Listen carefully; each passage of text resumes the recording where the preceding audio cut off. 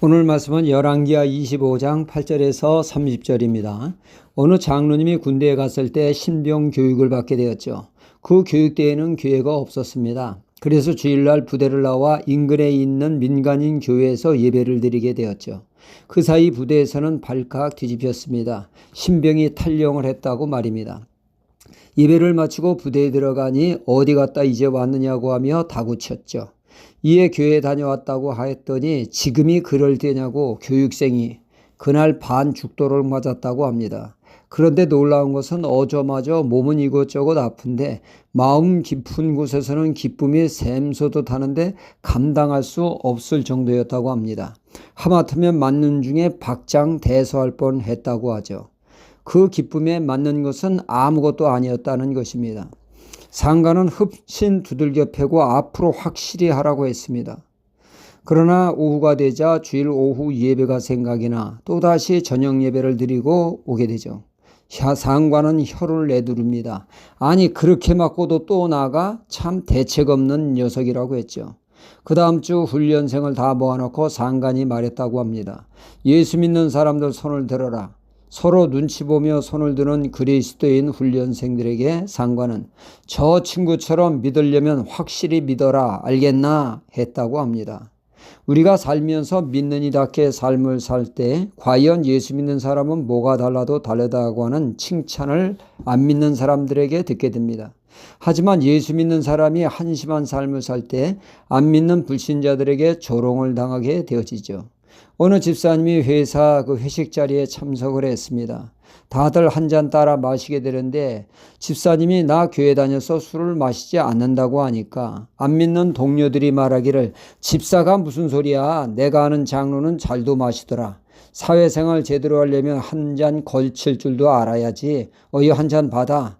장로도 마신다는 말에 이 집사님 용기 내서 한 잔 마셨습니다. 그랬더니 안 믿는 사람들이 서로 낄낄대며 저게 집사래 하며 자기들끼리 비웃더랍니다. 믿는 사람이 안 믿는 사람 볼 때 믿는 이답지 못할 때 조롱을 당하게 되어집니다. 창세기 12장에 보면 가나안 땅에 기근이 들어 먹고 살기 어려운 상황이 되자 이를 모면하기 위해 아브라함은 애굽으로 내려가게 되죠. 타지에 내려가서 그곳 사람의 텃세가 무섭습니다. 또 하나 걱정이 되는 것은 아내 사라가 나이는 들어도 미모는 축나지 않고 오히려 이뻐진다는 게 문제죠. 미스 이스라엘 같습니다. 타지에서 이런 미모로 혹여 나를 죽일까 봐 아브라함은 두려워하며 속이게 되죠. 사라는 와이프가 아니라 여동생이라고 말입니다. 그의 예상대로 사라의 빼어난 미모는 애굽 사람들의 주목을 끌었고 바로왕의 주목을 받게 됐습니다. 바로왕은 사라를 자신의 아내로 삼고자 궁으로 데려가게 되죠. 그러나 곧 진실은 밝혀지게 되어 아브라함과 사라 사이가 부부 사이임을 알게 되어 애굽왕 바로왕은 아브라함에게 한 소리를 하게 되지 않습니까?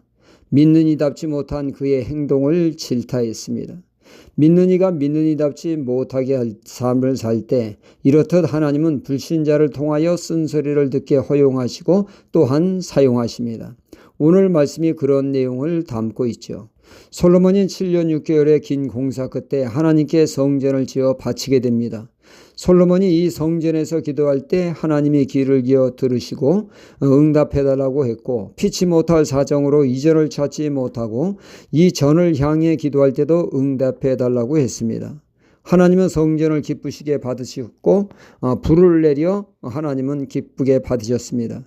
그러면서 하나님은 경고하셨죠. 하나님의 뜻대로 살면 축복에 축복을 하시겠지만 만에 하나 하나님의 말씀에 어긋난 삶을 살 때는 이전을 버릴 것이라고 하셨습니다.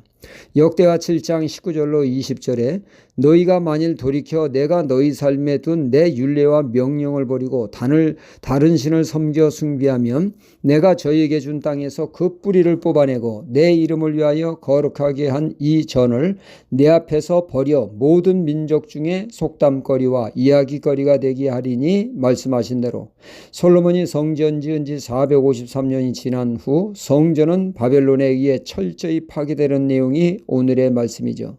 성전과 왕궁과 귀인들의 집이 불태움을 당하게 되었습니다. 사람들은 포로로 바벨론에 잡혀가고 또 죽임을 당하고 완전 초토화되었습니다. 안 믿는 바벨론 사람들에게 믿는 유대인들이 조롱을 당하고 비웃음거리가 되게 된 것입니다. 믿는 사람이 잘못 살아 세상의 조롱거리, 비웃음거리가 되어서야겠습니까? 그래서 주님은 너희는 세상의 빛과 소금이라고 하셨습니다. 우리의 선한 행실과 삶으로 불신자들로부터 칭송받는 삶을 살아 하나님께 영광을 돌리라고 하셨죠.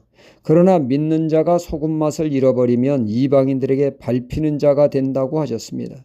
불신자들에게 밟히는 자의 삶이 아닌 은혜를 끼치는 삶을 우리는 살아야겠습니다. 할렐루야.